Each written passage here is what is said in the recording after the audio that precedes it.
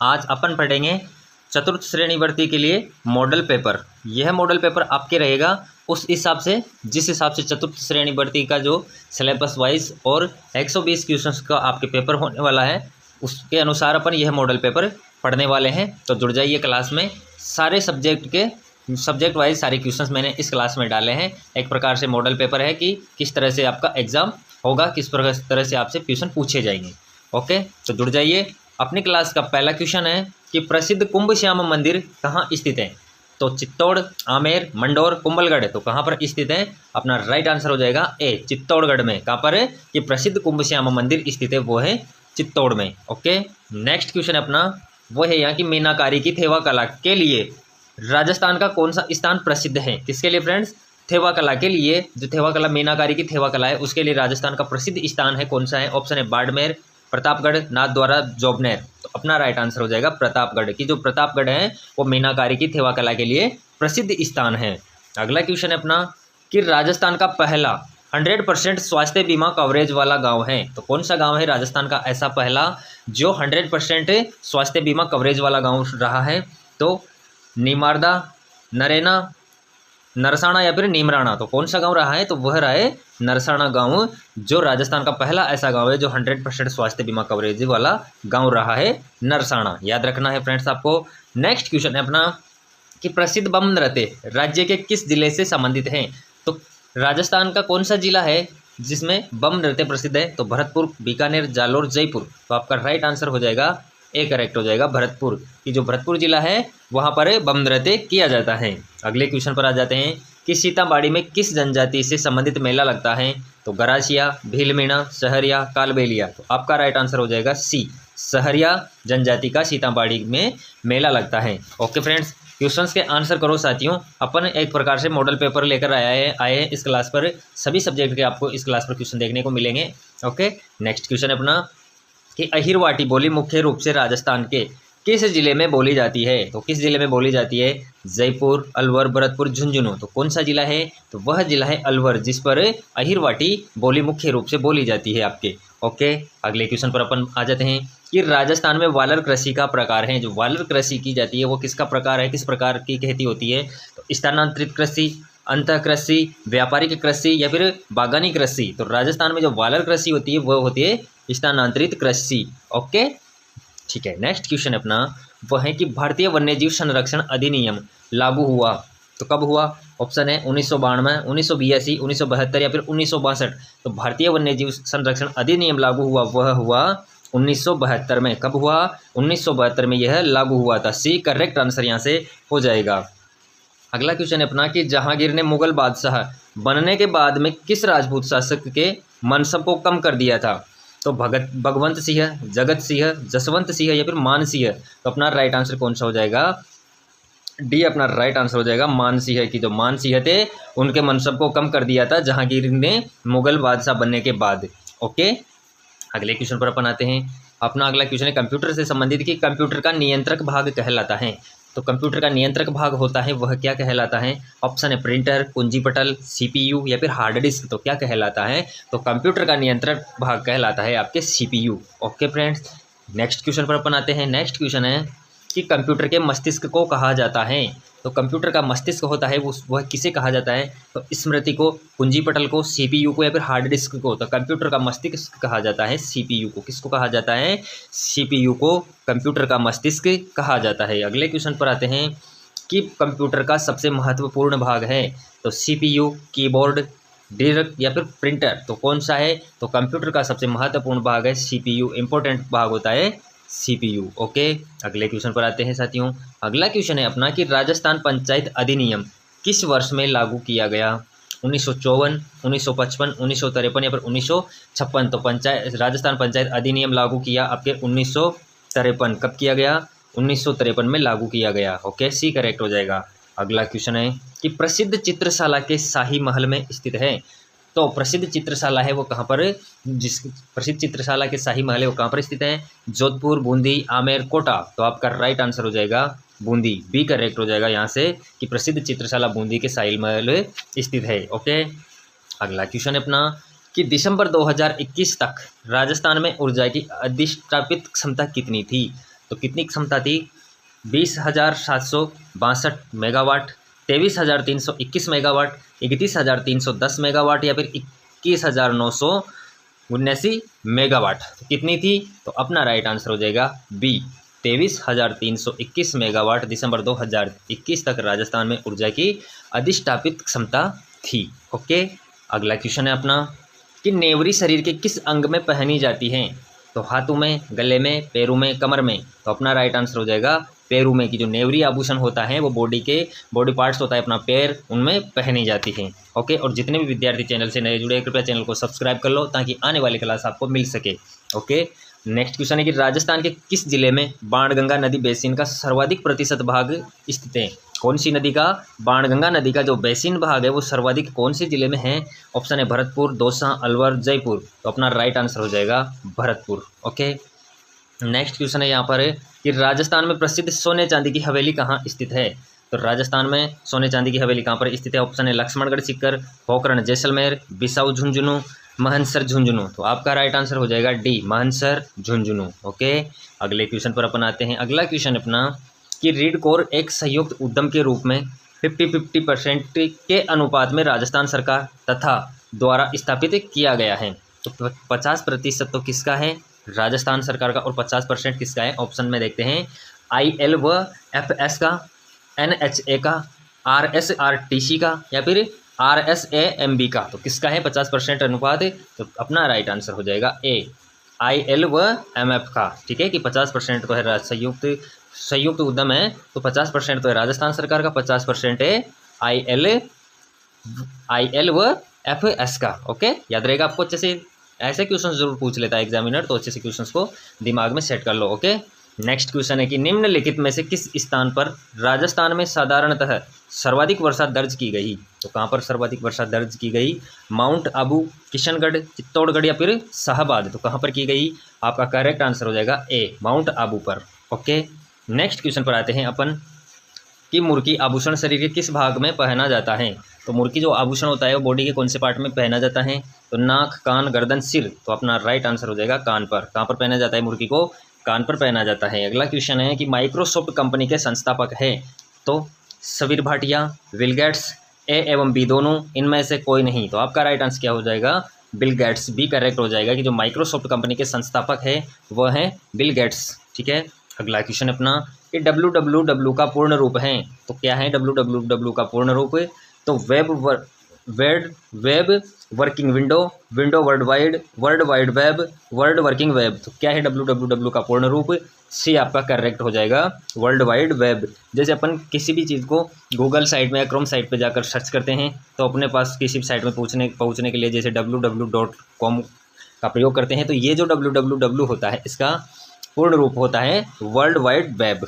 Okay, चलो next question अपना कि सूचना राजपथ किसे कहते हैं? तो ईमेल को, पेजर को, सेल्यूलर फोन को या फिर इंटरनेट को। तो सूचना राजपथ कहा जाता है इंटरनेट को। किसको कहा जाता है? इंटरनेट को सूचना राजपथ कहा जाता है। डी आपका राइट आंसर हो जाएगा। अगला क्वेश्चन है कि माँबाड़ी संचालन योजना संबंधित है?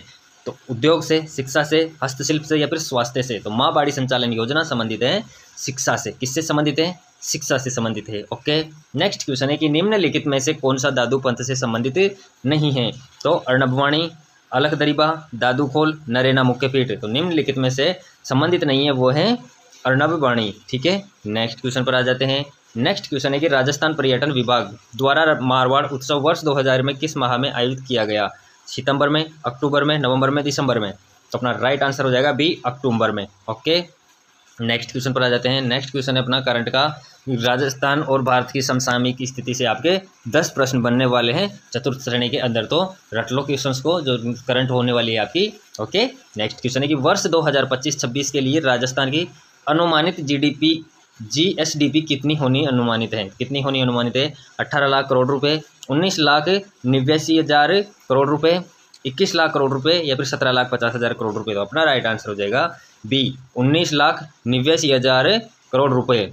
ठीक है, अगला क्वेश्चन फ्रेंड्स वो है अपना कि राजस्थान में जल जीवन योजना किस समय सीमा की समय सीमा किस वर्ष तक बढ़ा दी गई है? 2025, 2026, 2028, 2030।